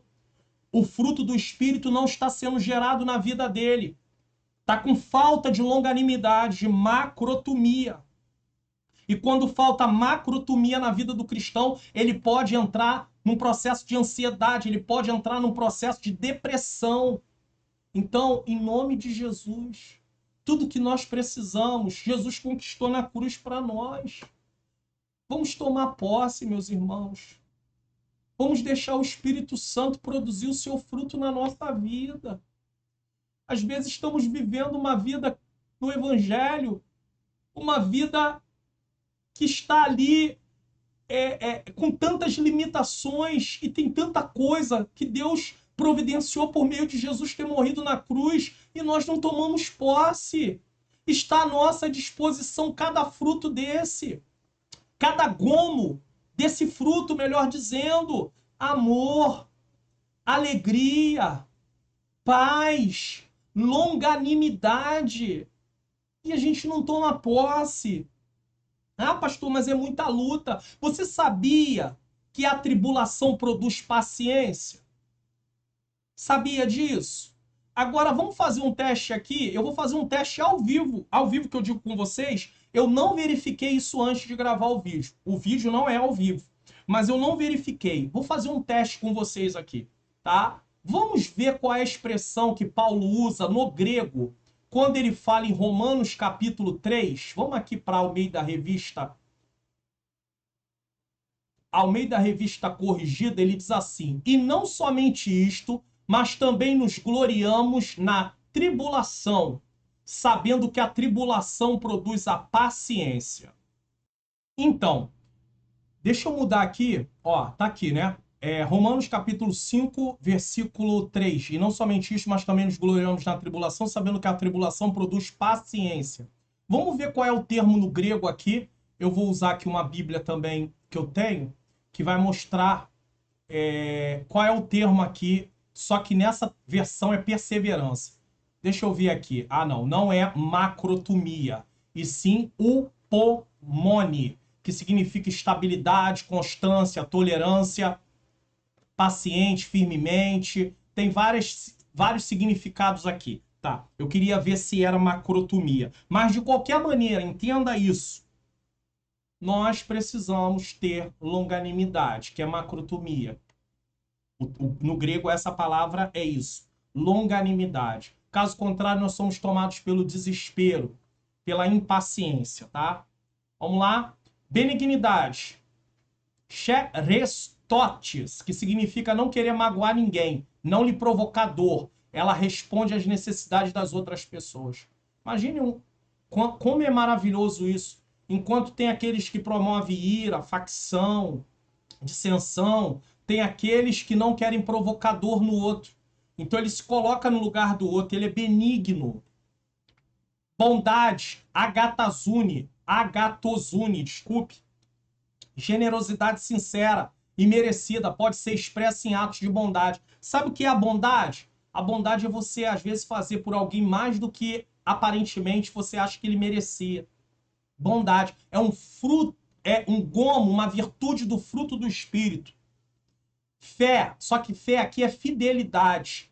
Não é fé salvífica, é fidelidade, é pistes. É porque a palavra pistes, no grego, depende do contexto que ela está para entendermos ela.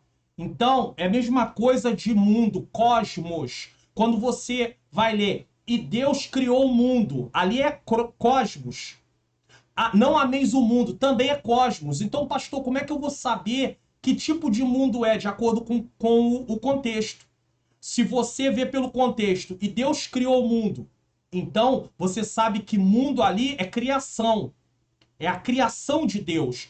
Não ameis o mundo nem no que o mundo há. Aqui é sistema corrompido, que está sendo ali governado pelo inimigo. Deus amou o mundo ali naquele texto é humanidade, são pessoas. Então depende. Então pistes é a mesma coisa. Depende do contexto. É fidelidade, é a lealdade constante e inabalável a alguém com quem estamos unidos por promessa, compromisso, fidedignidade e honestidade. Nós precisamos de ser fiéis ao Senhor, fidelidade, mas também precisamos ser fiéis às pessoas no sentido dos tratos que fazemos. Temos que ter compromisso com aquilo que tratamos, certo?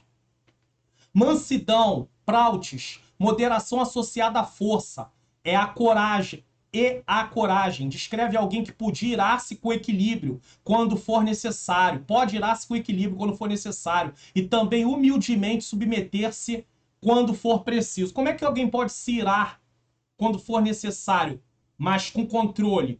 Ter indignação sem pecar. É isso que é necessário, tá? A pessoa pode ficar indignada com uma situação, mas sem pecar. A gente geralmente se indigna e peca, porque fala coisas que não deve e por aí vai. Temperança ou domínio próprio é a mesma coisa. Tem gente que às vezes descreve o fruto do Espírito, diz temperança, domínio... Não, domínio próprio e temperança é a mesma coisa. É egrateia, no grego. Controle ou domínio sobre nossos próprios desejos e paixões. Inclusive a fidelidade aos votos conjugais, também a pureza. Essa virtude aqui é importante para a gente não se deixar levar pela prostituição, que vai envolver o adultério, a fornicação, mas também pela ira. Então precisa de quê? Domínio próprio para combater isso. A pessoa conseguir se conter sem se levar pela ira, sem se levar pelas paixões carnais. Quando você for orar, peça ao Senhor, Senhor, me dá domínio próprio. Gera em mim domínio próprio, gera em mim temperança. Eu preciso muito, Senhor. Muito. Bom, quem sabe você está querendo fazer aí um evento na sua igreja, precise de uma arte para divulgar, ou você é um profissional liberal, quer anunciar alguma coisa que você faz, preste atenção. Que tal uma arte digital? Manhãs Artes Digitais. Criação de artes para congressos, festividades, cultos, chás, eventos em geral, profissionais liberais, empresas e muito mais. Peça já a sua hoje mesmo pelo WhatsApp DDD 21 971 76 40 15. Manhãs Artes Digitais. Então você tem aí Amanhãs Artes Digitais, tá bom? Você pode aí contratar. Tem pessoas que já contrataram e gostaram, quem sabe você vai gostar também. Bom, vamos continuar aqui. Contra essas coisas não há lei. O que significa isso? Então, primeiro, Paulo descreveu as obras da carne. Depois, diz que tem uma luta. Ele deixa claro que existe uma luta, que a natureza pecaminosa, a partir do momento que nós aceitamos Jesus, ela não está mais no comando, mas ela ainda está presente. E ela ainda pode nos influenciar, porque nós podemos nos deixar levar pelas coisas que estamos vendo, porque as tentações vão vir justamente pelos nossos olhos, nós estamos ouvindo pessoas falando coisas que não deveriam, você vê coisas que não deveria, então a natureza pecaminosa, apesar de estar mortificada, conforme você vai ouvindo mais essas coisas, ela vai ganhando força. Ela não está no controle, mas ela pode nos influenciar. E o inimigo vai usar justamente aquelas partes que nós apresentávamos fraquezas dentro das obras da carne para tentar nos tentar. Ele vai usar isso para nos tentar, melhor dizendo. Então, se ele sabe que uma pessoa antes de Cristo era tendente a se irar, ele sabe que aquilo faz parte da natureza pecaminosa daquela pessoa, que está inativo no sentido de não estar ali dominando. Não é bem inativo, mas está ali mortificado, mas que se for alimentado pode se manifestar. Então ele vai tentar o quê? Ele vai criar uma situação para quê? Para que essa pessoa venha se irar.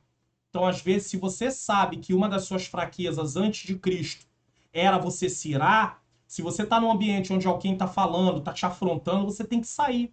Não, eu vou aguentar, Isso era uma fraqueza que você tinha e você ainda tem a natureza pecaminosa. Então, tem pessoas que já não têm essa fraqueza, essa obra da carne na vida dela.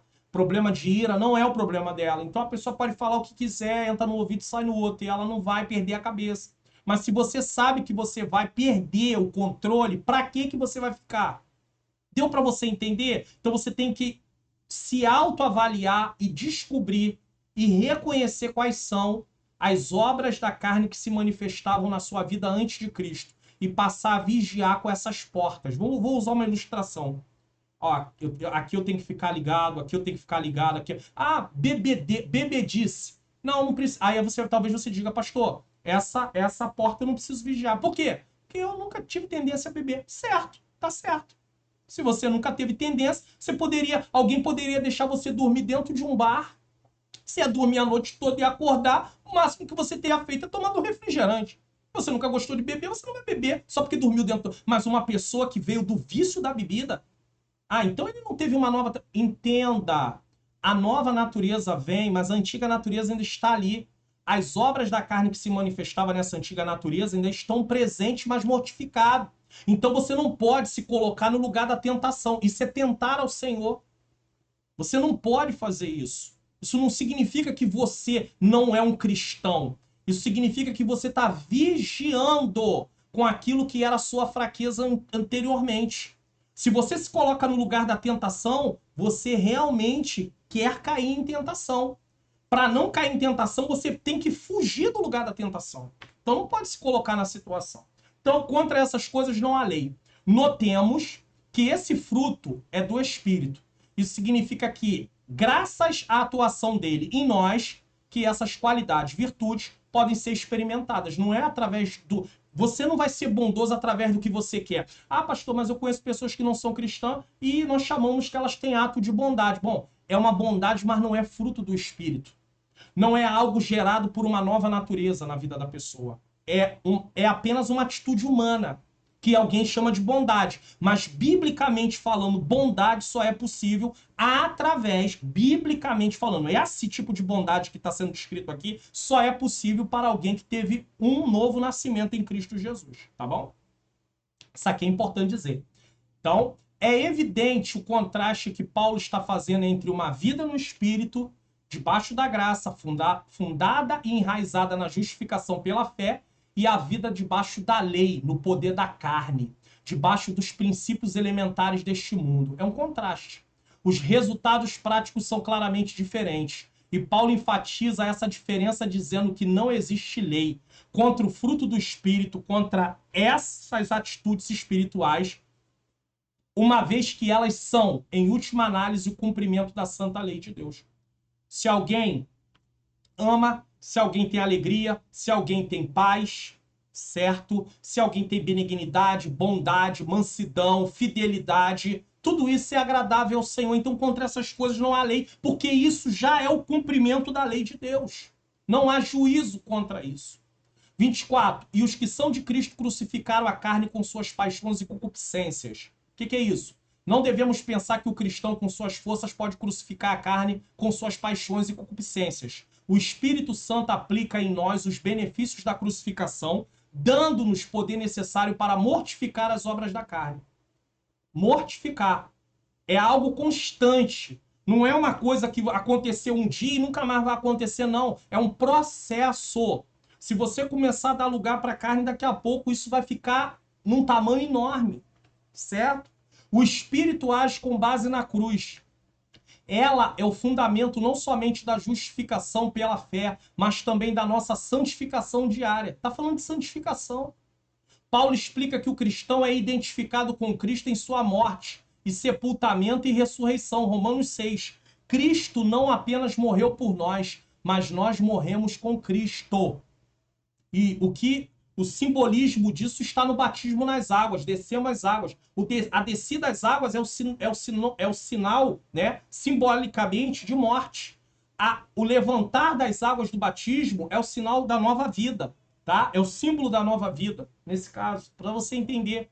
Ele morreu por nós para remover o castigo do nosso pecado, mas nós morremos com Cristo para romper o poder do pecado. O pecado não pode mais ter poder sobre nós. Paulo diz, só que precisa do processo de santificação, senão o pecado vai estar querendo ali nos influenciar o tempo todo. Paulo diz que a carne já foi crucificada. É nossa responsabilidade crer nisso e agir de acordo com isso. Aí alguém, não, eu sou fraco. Não, eu sou fraco, eu não aguento.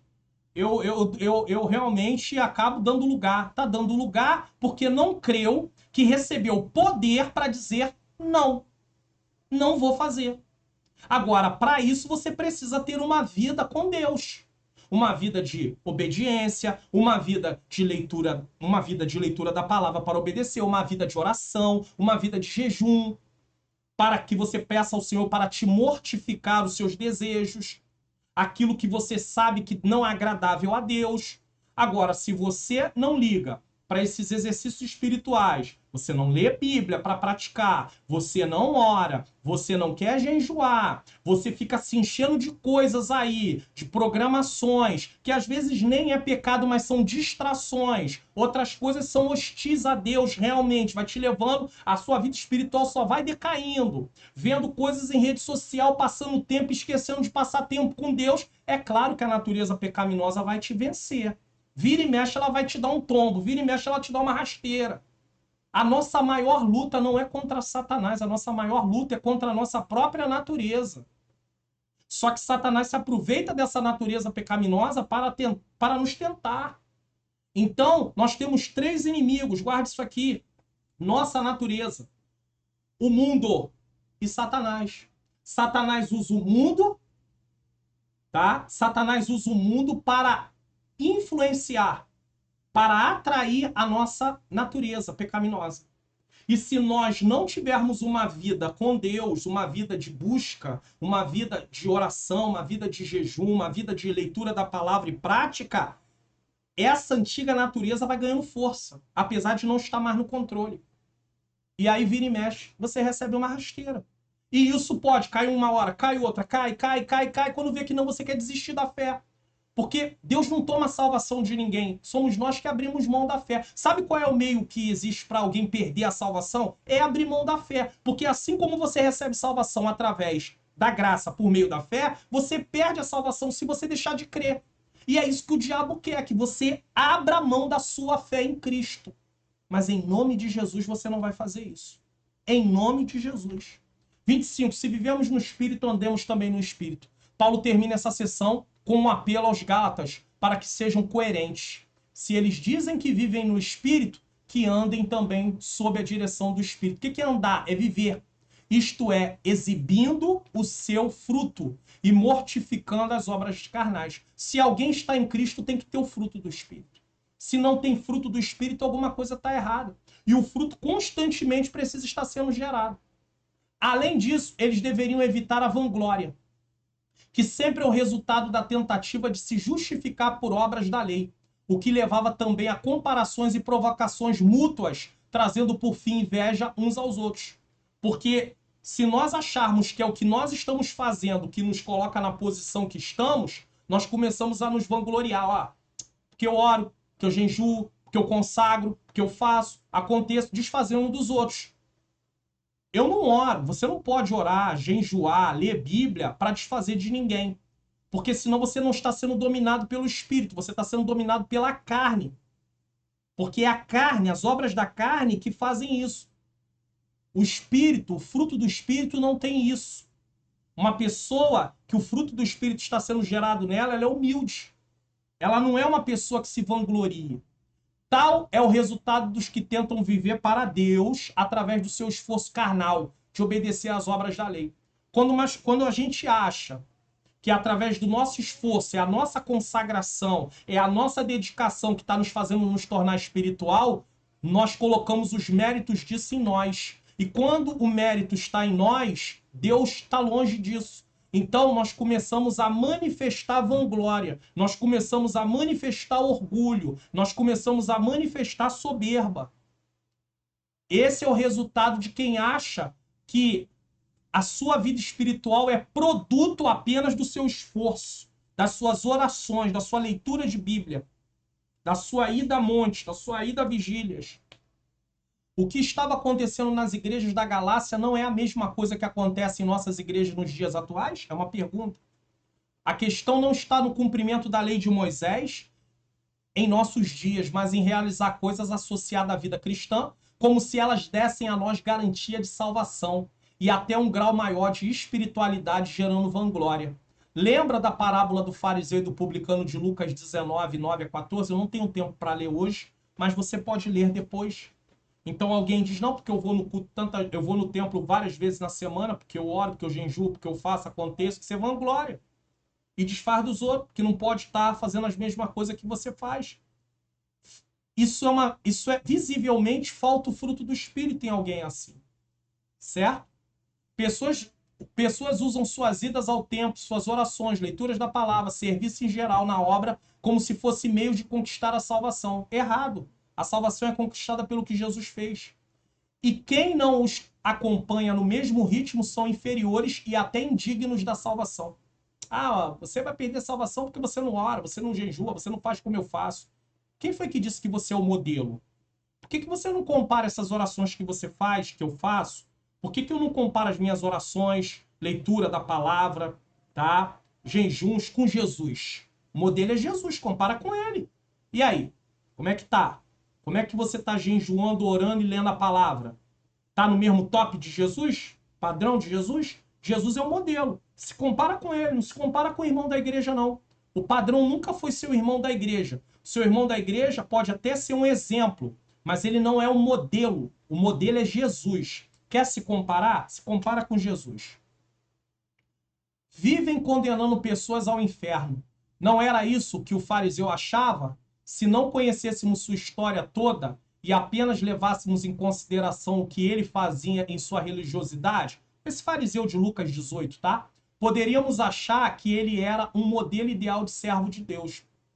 Olhando apenas para os seus feitos e dizer, olha, tá? Porém, acompanhando o que ele diz na passagem bíblica, descobrimos que esse fariseu tinha seu coração cheio de orgulho e se vangloriava por achar-se melhor do que as outras pessoas.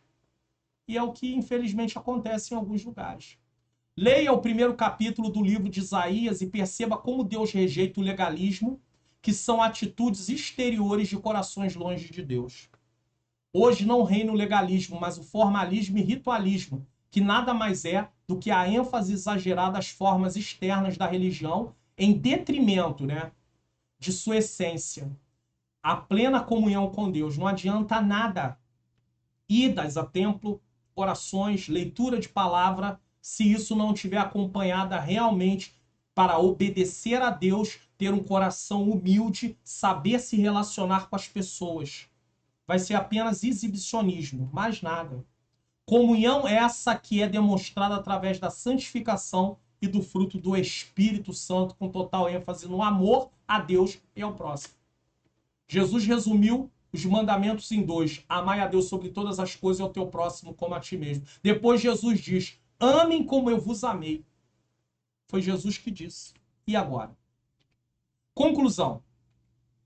Se alimentarmos a carne, fazendo provisão para ela, fracassaremos irremediavelmente. Tá? E como eu alimento a carne? Fazendo o que não devo fazer, vendo o que não devo ver, ouvindo o que não devo ouvir e indo aonde não devo ir. Pastor, como é que eu vou saber o que eu não devo fazer, o que eu não devo ver, o que eu não devo ouvir e o que eu não e aonde eu não devo ir? Lendo a palavra, estudando a palavra, o manual está com você. Você tem um manual na sua casa. Então você precisa começar a estudar. A vontade de Deus está dentro das Escrituras.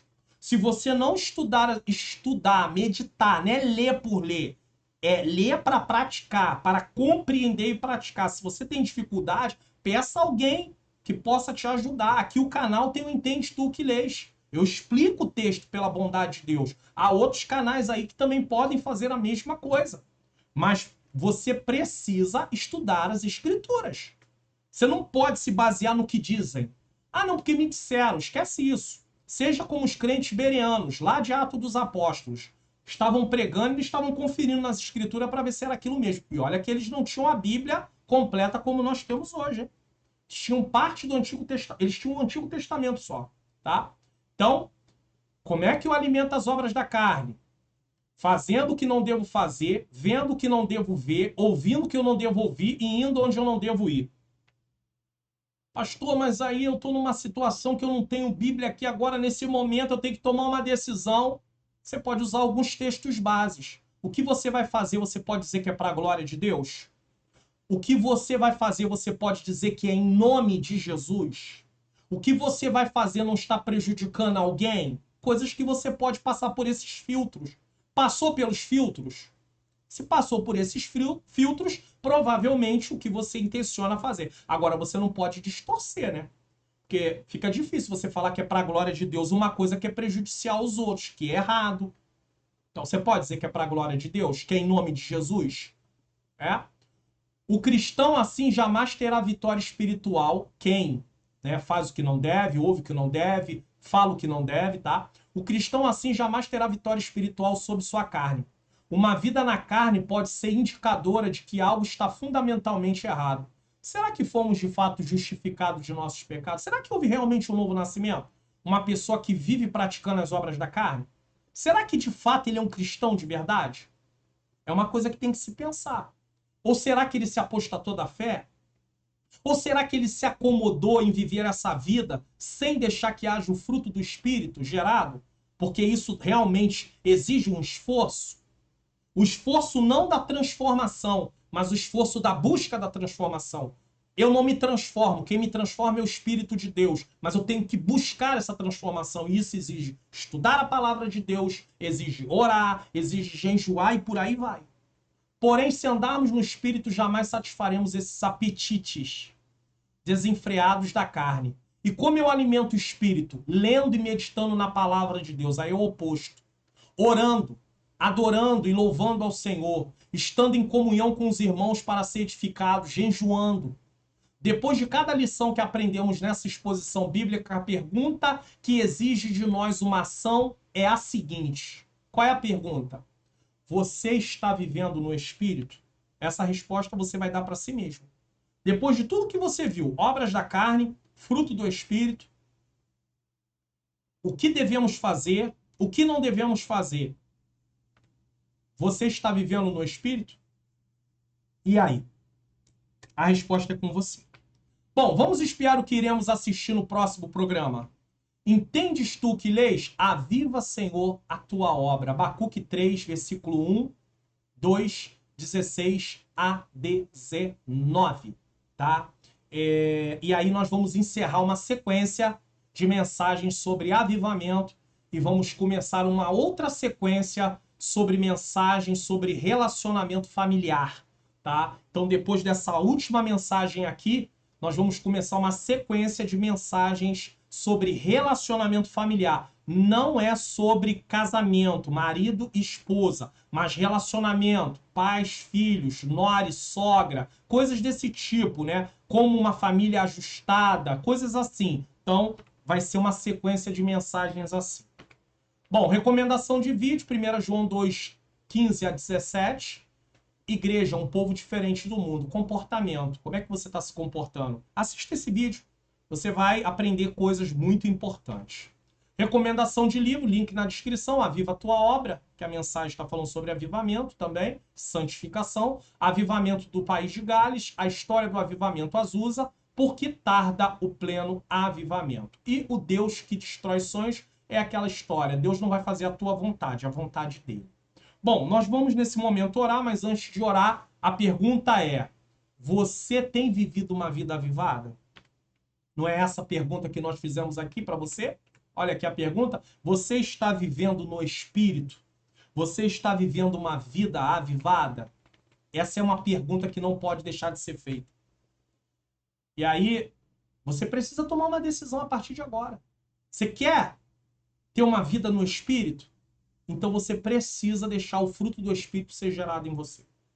Agora, se você estiver acomodado, achando que a vida que você está levando está boa, a palavra de Deus não ensina isso.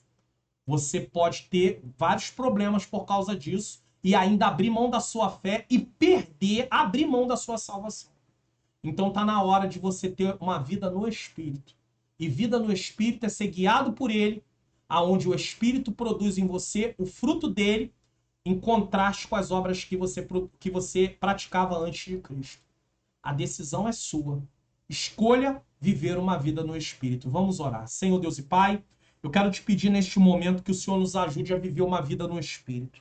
Eu sei que existem muitas limitações que nós olhamos para dentro de nós e pensamos: Senhor, como vai ser? Mas, Senhor, que todas as vezes que nós ouvirmos uma mensagem, que todas as vezes que nós lermos uma mensagem, que todas as vezes, Senhor querido, Senhor amado, que nós estivermos em contato com a Tua Palavra, que o Seu Espírito tenha a liberdade de nos confrontar e dizer: olha, você precisa disso aqui. Você precisa de uma mudança nessa área aqui. E a partir daquele momento nós começarmos a orar, Senhor. Nos ajuda a começar a orar e pedir: Senhor, me ajuda. Me dá força. Me dá vigilância, que eu possa vigiar, que eu possa sair da zona de tentação.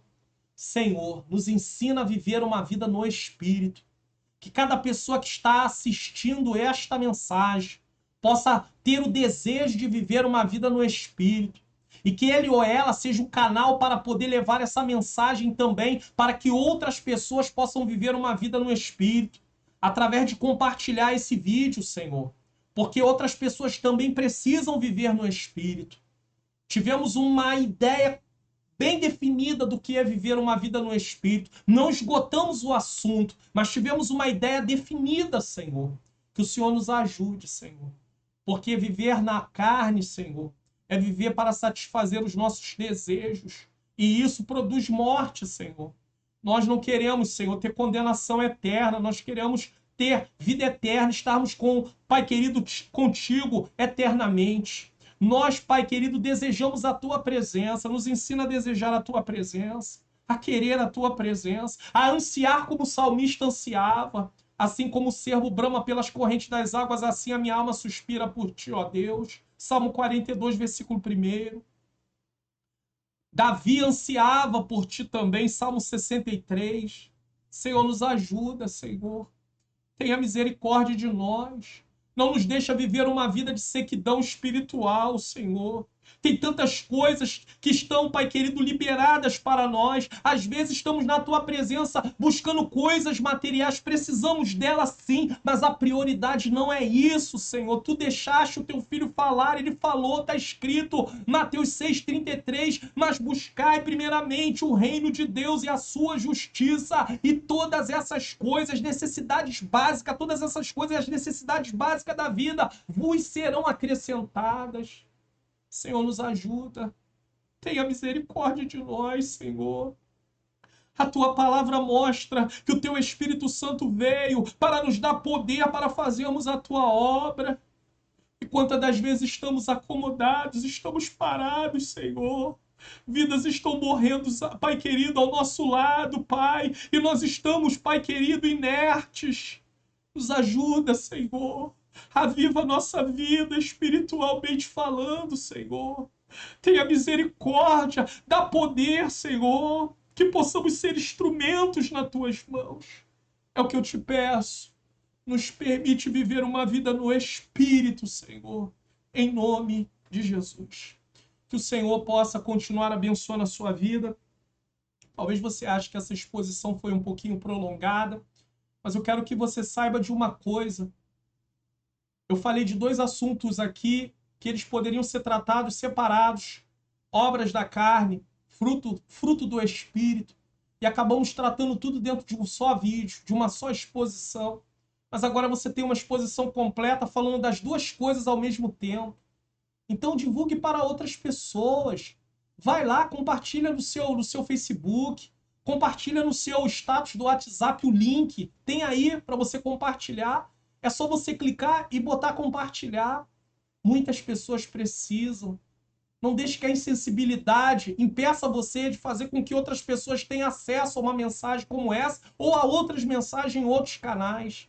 Seja um canal de Deus para que outras vidas sejam alcançadas. Tá? Que Deus possa continuar abençoando a sua vida, a sua família, tá? E louvado seja o nome santo do Senhor. Eu estou deixando a recomendação na próxima tela aí. E até o próximo programa. Entendes tu o que lês, se assim o Senhor nos permitir. Que a bênção de Deus esteja sobre a sua vida e sobre a sua família.